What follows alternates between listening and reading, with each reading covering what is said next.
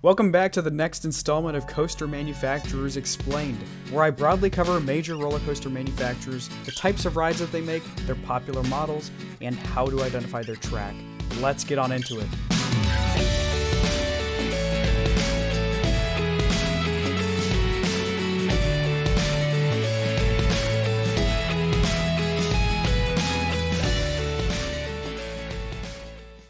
Let's start off with PTC, or Philadelphia Toboggan Coasters. They are one of the oldest roller coaster manufacturers still technically in operation today, as they began building rides back in 1904. PTC is responsible for almost all of the older Woodies in the industry, still in operation today. Their trains look like this, here on screen, with the classic orange ratchet bar restraints. Whereas other companies on this list were designers of the rides, PTC is primarily the builder of them. They worked with legendary designers such as John A. Miller, who designed rides like the Racer at Kings Island, and PTC was the company that made these designs come to life. We may not hear the name PTC in the industry too much anymore, but they are still building modern wooden roller coasters, especially for Gravity Group, and retracking some of the older rides. Almost every older Woody will have PTC trains, but not all wooden coasters with them are considered to be PTCs. Some other wooden coaster designers that didn't have their own trains designed yet, like the Voyage at Holiday World or Ravine Flyer 2 at Waldameer, used PTC trains, but they were designed by Gravity Group. So technically these are a Gravity Group. PTCs are hit or miss when it comes to roughness. It usually depends on how well the park maintains their Woodies. Their wooden coaster trains have been used for almost a century, but PTC has not developed anything too innovative. The rides are generally low-priced, reliable, and have great capacity. Second, let's take a look at Premier Rides. Premier Rides is an American manufacturer based out of Baltimore, Maryland, and they specialize in launch coasters. Seriously, they only make launch coasters. Their first one was Flight of Fear in 1996 at Kings Island and Kings Dominion. They specialize in smaller, compact layouts that can possibly be cloned from park to park. One example of their clone model is a Skyrocket 2 at various parks on screen.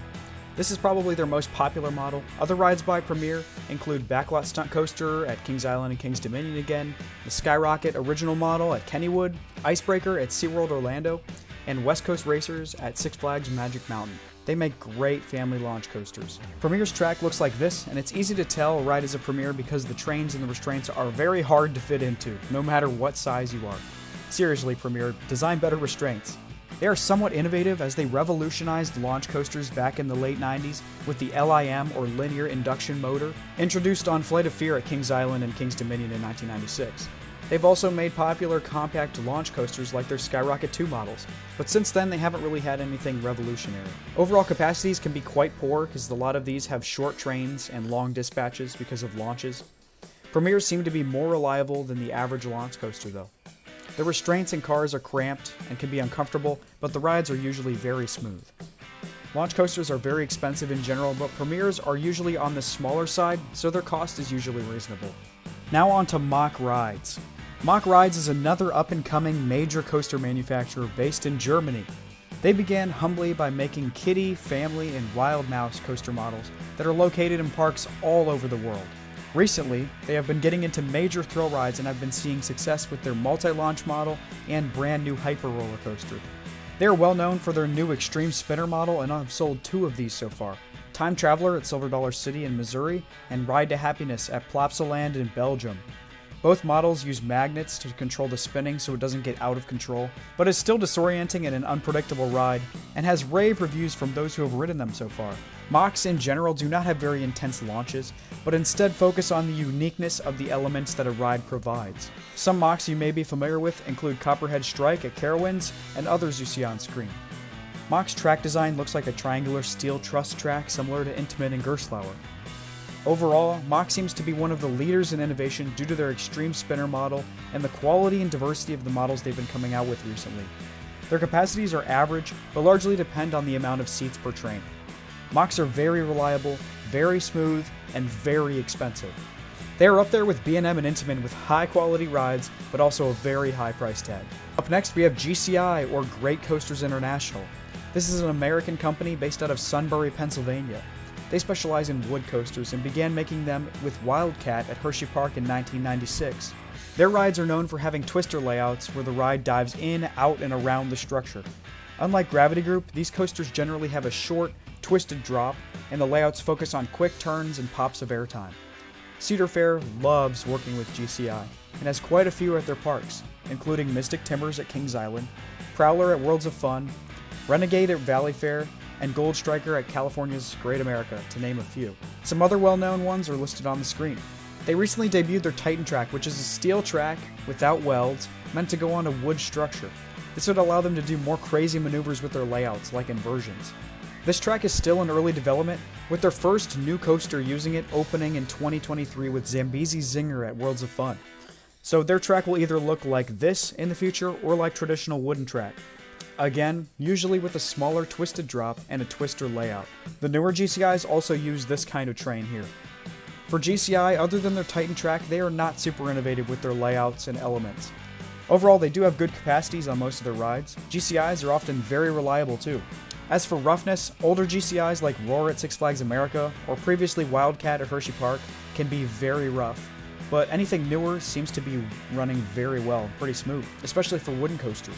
Price is reasonable up front. Of course, maintenance is higher later as wood needs to be replaced over time, but the price is reasonable.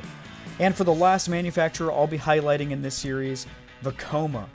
Vekoma is a manufacturer based in the Netherlands that made their very first coaster with Super Spiral at Movie Park in Germany back in 1979. Vekoma is probably the most interesting on this list. They made some horribly rough coasters back in the 1980s and early 2000s, using a very similar style welded track that Aerodynamics used. They flooded the world with 53 boomerangs. 53 boomerangs! That's insane. And 42 SLCs, or suspended looping coasters, famous for causing a lot of headbanging. In the early 2000s, Vekoma took a bit of a hiatus from building a ton of different roller coasters to rebrand themselves and improve their craft. They debuted new models, new trains, and new track designs over the past 10 years or so, and they have been outstanding so far. Vekoma has an incredibly diverse portfolio.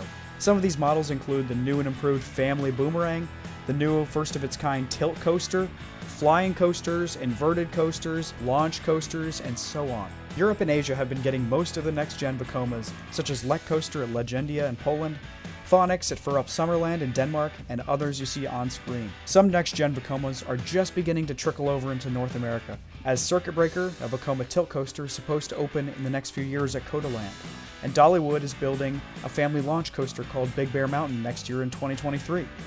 It's also important to note that Disney has almost exclusively been working with Vekoma for years to build all of their roller coasters.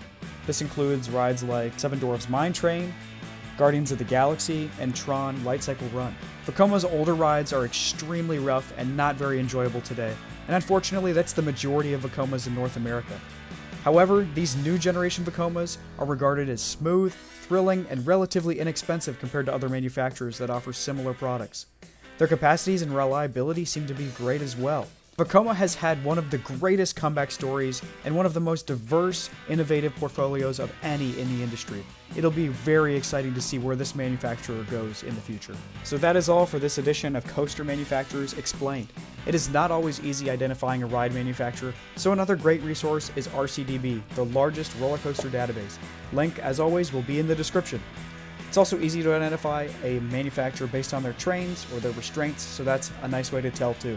I have another series going in depth on each manufacturer individually, their history, what ride models are most successful, and so on. So be sure to subscribe and stay tuned for that in the future. I'll be making a video on each manufacturer listed in this video and the previous videos in this series for that series as well.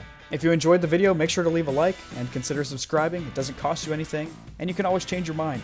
I have plenty of awesome coaster content coming in the future, 2 videos a week, so make sure to subscribe if you enjoy. I will see you guys in the next one, and have a wonderful day.